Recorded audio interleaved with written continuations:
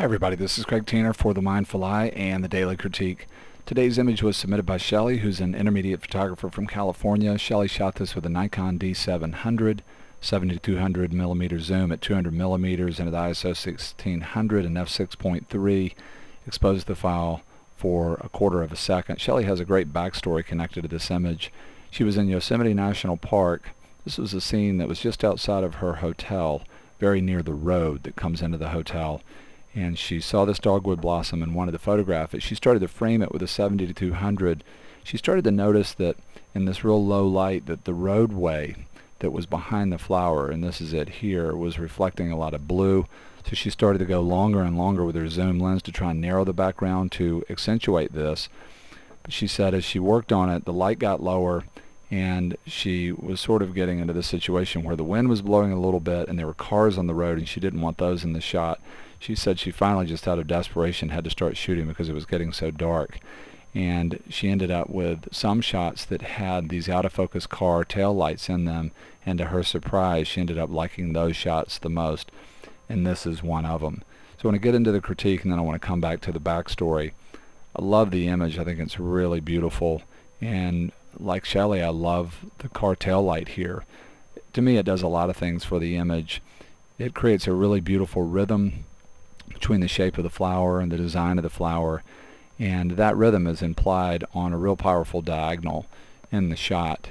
You know, the contouring lines in an image are really important, but a lot of times the implied line or visual pathway in between subjects that are important in the image, a lot of times this quality of line or quality of movement is more important than the contouring lines, and I think that's definitely true in this image. The color of the headlight here, being red, is also really beautiful in the context of the other subjects of the image. You get the suggestion of the green, blue, and red, or RG and B triad, very powerful color triad. And you have a real strong sense of white here, and red and white play very well together. You also have a pretty strong sense of black, or the potential for it, and red, white, and black play well together. So really beautiful from a color standpoint. Just, you know, the idea of cyan and red too from the printer's color wheel is a complementary color pair. The other thing that I really like about this image is Shelley's subject choice and how she's chosen a flower here that does separate from the background in a real dramatic way. You know, it's real easy to see our positive space shapes in the image and to just think about subjects in positive space shapes, but negative space shapes and negative space ideas are just as important, sometimes if not more important, than our subjects or positive space shapes. And I just love how Shelley has included quite a bit of negative space that's simple and dark. In the most basic sense, it helps the flower to separate. But on another level, psychological level, when you have all this wound up energy, then it's a lot of times the kind of image that can take a lot of very simple, sort of just homogeneous negative space. And even though Shelley has this negative space that's really simple, there's still movement here, and the movement is beautiful because it starts to rhyme some of the other ideas in the image. So I just wanted to talk a little bit about positive and negative space shapes, and of course the way depth of field has been managed here really contributes to this surreal feeling that we're getting from the headlight, and the way color shifts, and just the way this real sort of stark reality and sharpness of the flower kind of moves into this very ethereal part of the image that can have a pretty big psychological impact on the viewer. When I start to think about perfect world improvement for the image, there's sort of a basic technical thing that I think about, and then a crop variation that I want to show you. But before I do that, another reason that I picked this image is I just wanted to talk again about the backstory, and I think Shelley has really sort of given us a gift here and is sharing something with us that's very powerful. And that's the idea that she had a concept, but then there was the wind and the cars that she felt like was pushing her towards a place where it was going to sort of wreck the concept. And then finally, actually, kind of the curtain coming down on the day, and the dark just kind of forced her to be there now and to engage and just say, to heck with it, I got to start taking pictures. And that pretty much describes the Next Step workshops. That almost in a nutshell describes the kind of arc and the story that we try to go on each workshop. People show up at the workshop a lot of times, and we're still in this mode of photography is about the right set of conditions and being in the right place, and there's no doubt that those things can be critically important to how much fun we're having and all kinds of things.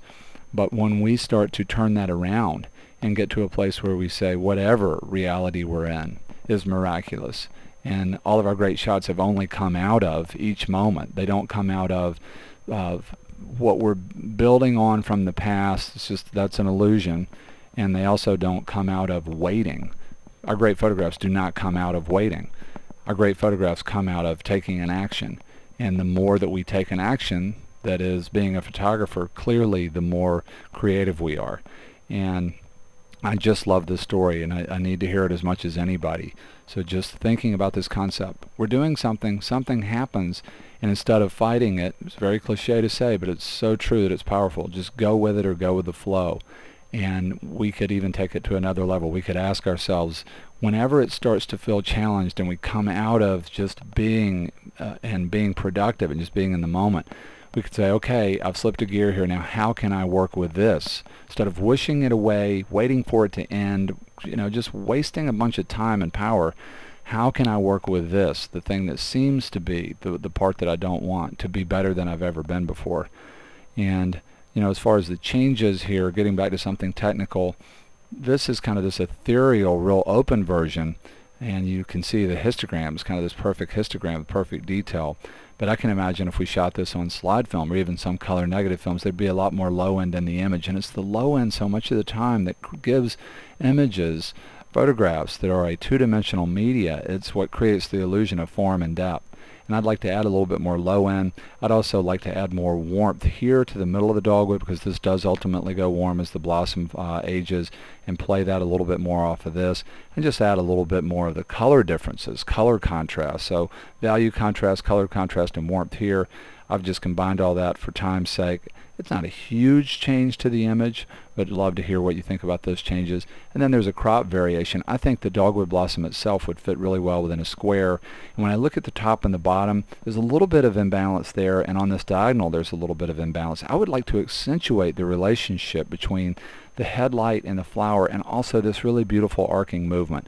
So I could see a square version where we came there and we came over to somewhere like this, and that's sort of what we ended up with. Would love to hear your thoughts about the whole critique today, and just want to say a huge thank you to Shelley for sharing such a beautiful story and beautiful image with us. Hope to see you again real soon on the Mindful Eyes Daily Critique.